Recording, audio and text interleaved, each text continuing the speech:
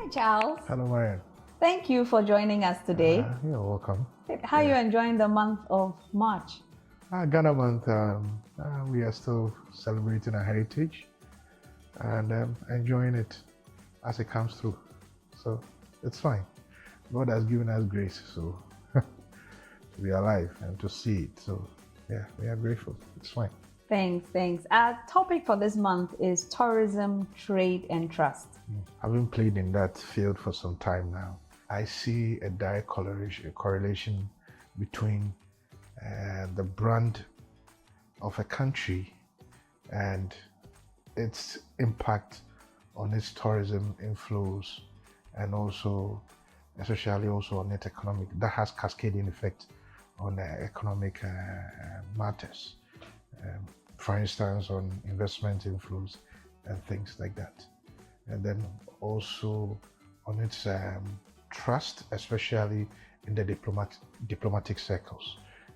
A country's brand gives it a lot of influence in diplomatic circles. So it has that direct relationship. If a country has a strong brand, it has a direct impact on tourism inflows, in FDI inflows, and also on the country's influence in the corridors of countries of nations. You know, that it has a direct correlation.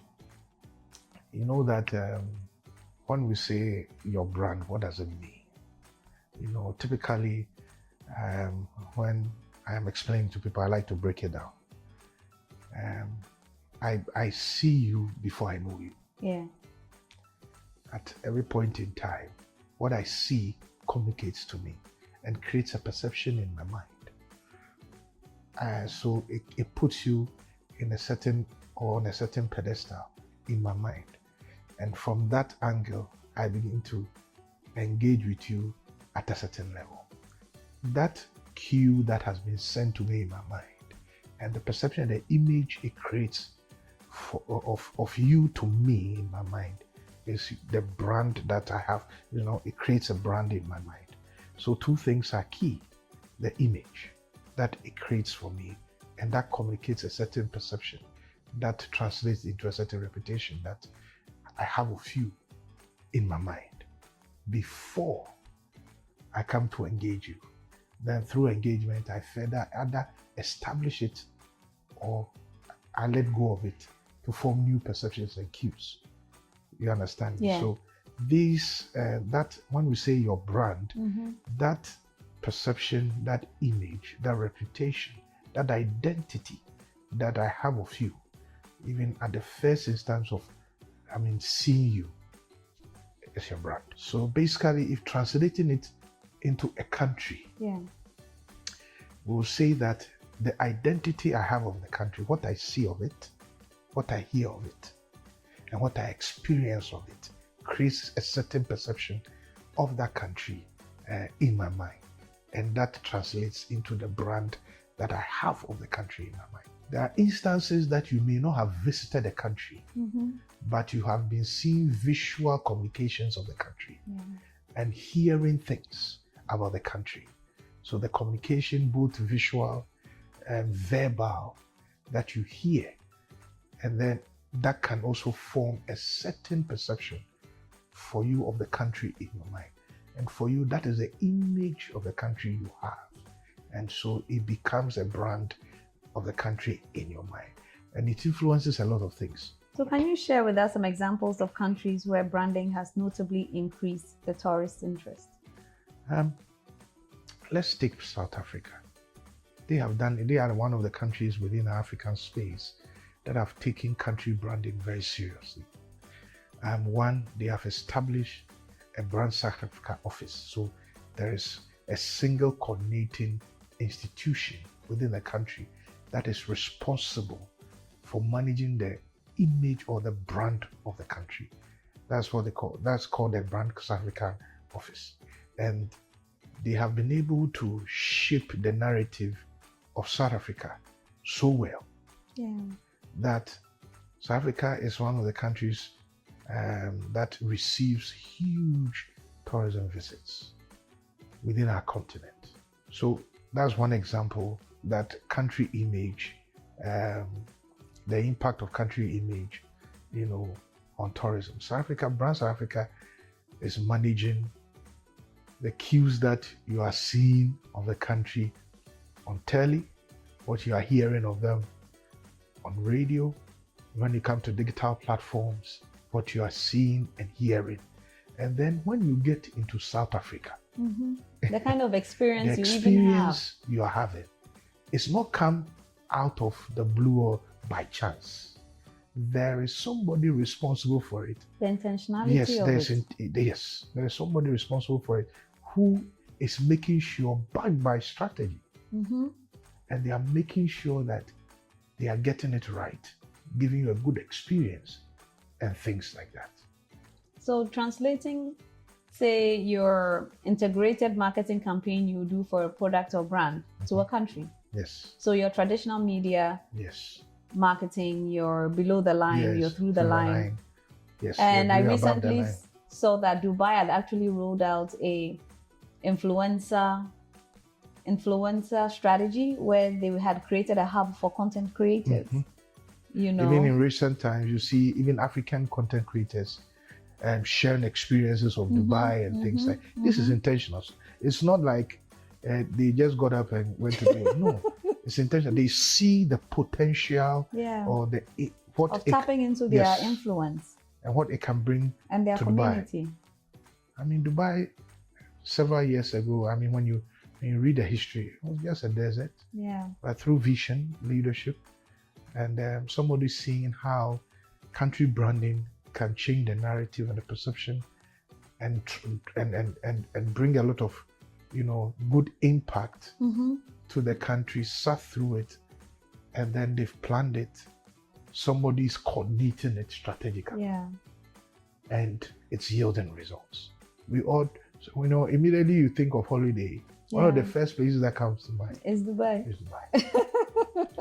And if we show you Dubai before and now, maybe before you will not want to go there. Yes, but through the efforts of, and so they've taken branding very serious, nation branding very seriously. Everybody wants to go to Dubai. Makes sense. People want to go and shop in Dubai. Dubai is not manufacturing anything, but they want to go and shop in Dubai. People are planning their honeymoon for Dubai and things like that. I always use the example of when it comes to the impact of branding and reputation management of our banks.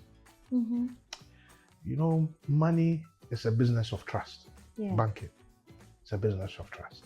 So when you go to any banking hall within our country, see how they've taken time to really create an ambience of trust that gives you comfort. From the clothing to the security. Fiscal environment, appearance. The customer journey. Everything is intentional. That's branding. You understand me? Assuming your bank, you walk into a bank that looks very clumsy. You run away with your money. You don't want to do business with them. You would leave. You want to leave. That is a variable of branding. So, because where they interact with people every time, what cues are they sending to the people that they want to interact with? You understand? It builds confidence in their potential customers and their existing customers. So when you enter a banking hall that is very well, put together, the ambience is good, what you are seeing, the look and feel is excellent. It's a result of branding. They understand the business. You understand? So why don't we translate that? That is why countries who mean business take time to put in things that will send that kind of cue. So you go to the developed world, you see clean streets, you see the fiscal ambience of the country, very welcoming. So we all want to go there. But it's as a result of having sat through, planned it, and they know it's not like they are throwing money away. They know what it brings to them as a nation, and they know what they want, so they take their time. and put the fiscal environment well. Make sure the experience that you are having whilst you are coming to the country is positive. So they put things in place or influence the brand of the country. If you think about what Rwanda has even done in the past 4 years with their event tourism, it's amazing. You know, you have BAL that's happened there. You have the Times 100 award ceremony that's happened there. You have the African Leadership Network conference that's happened there. So you find people are moving to Rwanda just to experience so this is a Rwanda country through the power of events. That's it.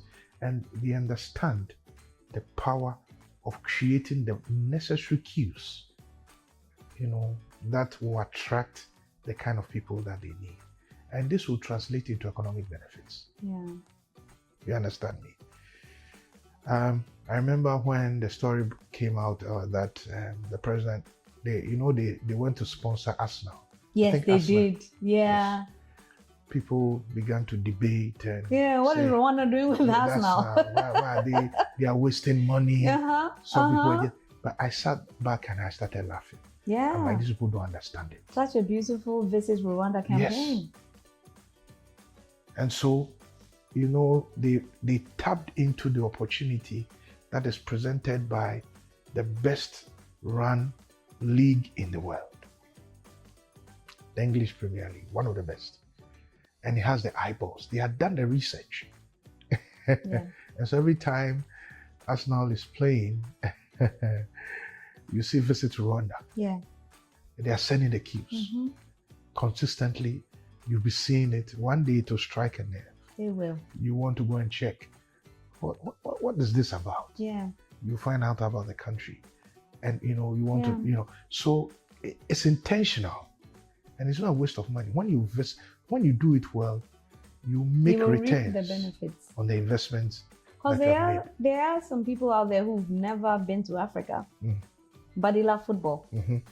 So they would be watching an Arsenal player with this jersey and say, okay, where is Rwanda actually? And by virtue of the research, end up in Africa, but through Rwanda. You know, and it takes me back to my time in Standard Chartered where I managed the Liverpool sponsorship, and I saw the value of that sponsorship to the brand. You know, we were able to connect to our customers through football. We were able to reward our customers with some of our merchandise during viewing parties, right? And they felt a connection to the Standard Chartered brand just by virtue of their love for Liverpool, right? So you build that emotional connection without you even having to do too much work. And it's beautiful to watch because you see that direct impact, and that then also dovetails into the sale of whatever product you're pushing at that time. And like you're saying, it drives the investment into the country and it builds the reputation of the brand within your mind. Yeah. So every time that cue is there, unless something happens that comes to dent it, until then you're in a good place. You're in a good place. So it's so important that nations look at country branding, nation branding, country reputation so serious. When we take the Americas, I mean, a lot of us have not been to America before. But there's no movie from America that doesn't have an American flag. And you see how they have, it's intentional. It's intentional, it's coordinated. Somebody is making sure that this strategy is working. So you see that in all their movies, there are certain cues that are consistent. But I bet you there are places in America that you will not want to see. True. But through the power of creatives and media, they are able to create a certain perception of the American nation in your mind. Yeah, and I think even Ghana has also done some good work in the past few years. You take initiatives like the Year of Return, you take initiatives like Taste of Ghana. You actually go to the UK or the US or any other country and they're asking, are you from Ghana? And you say yes. Like, oh my God, I want to come to Ghana in December. It sounds like something exciting. But I think that we've done really well from a December engagement perspective. But for me, the real work is January to November. What's happening? That's it. You know, we have festivals we could leverage. We have key activities that happen within Easter, within Eid, that can draw people to Ghana and not necessarily wait till a December conversation, right? And I think that if we tap into the other months, there's a lot that we could do with the potential Yeah, of that's very true. That is very Ghana. true. In fact, Ghana has some great leverage, especially when you come to the Conference of Nations within Africa. We have some, we've created a certain reputation. For instance, you know, when it comes to peace and stability, it's something that is synonymous to the name Ghana. Ghana, yeah. Political stability. Because there's not a lot of nations that are able to transit, you know, pass power on or from one party to the other without problems. But we've done it back to back without major problems. And so that creates a very good reputation when it comes to governance for us among our peers in Africa. And that is a variable of branding. Even that on its own is powerful. It's powerful. So that sends cues to people who want to do business here, want to visit here, that this is a country that is stable politically. You are sure of, if you are coming to visit Ghana, there is no problem.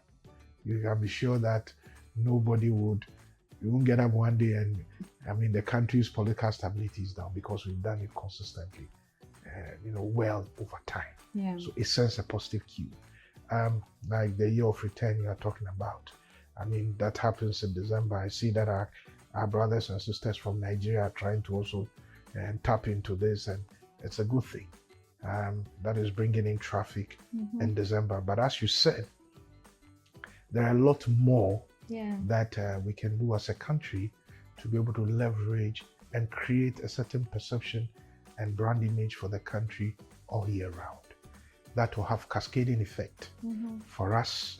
I mean, throughout the year, it will impact different sectors of the economy.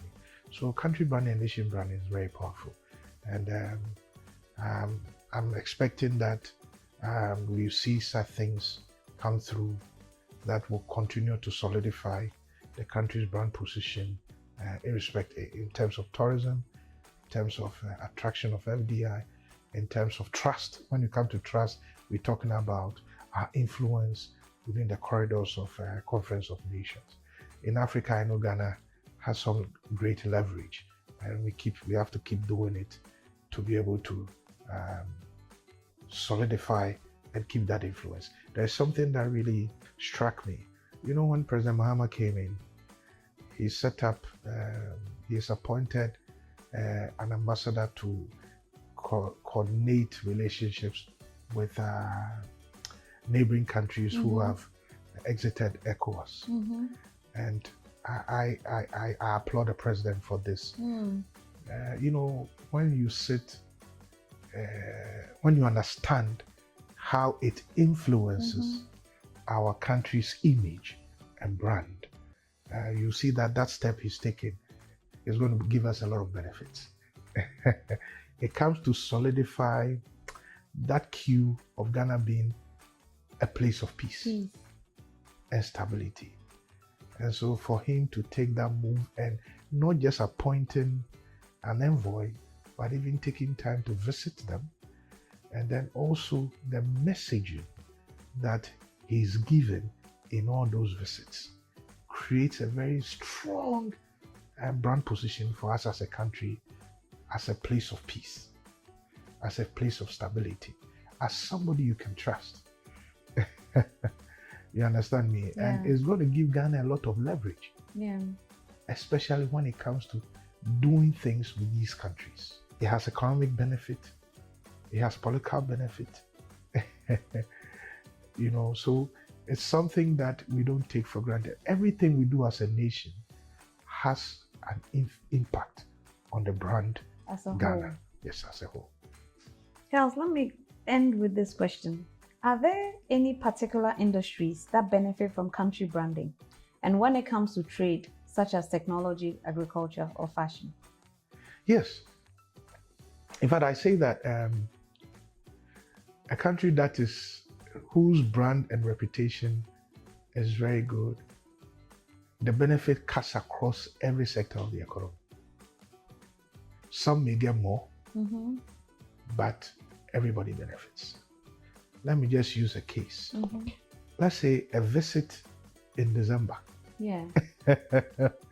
by a foreign, especially our brothers and sisters from the diaspora. When they come here, one, they are spending. And look at the things they spend on.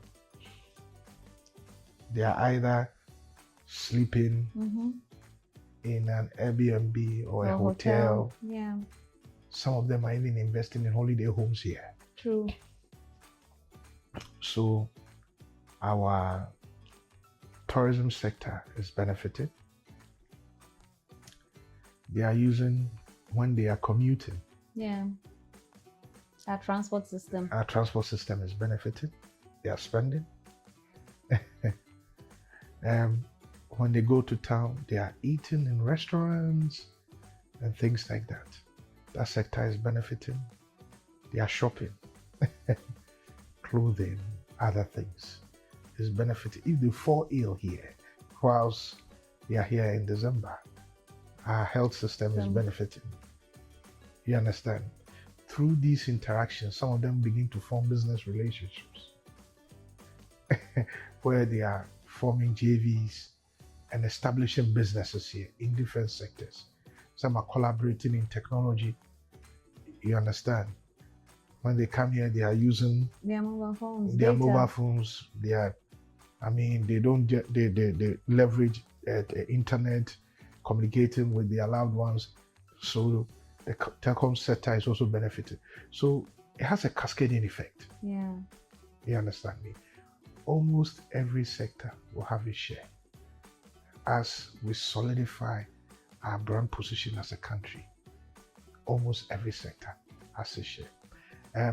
Ghana has been attracting or has a certain brand position in terms of education among our peers within our West African sub-region.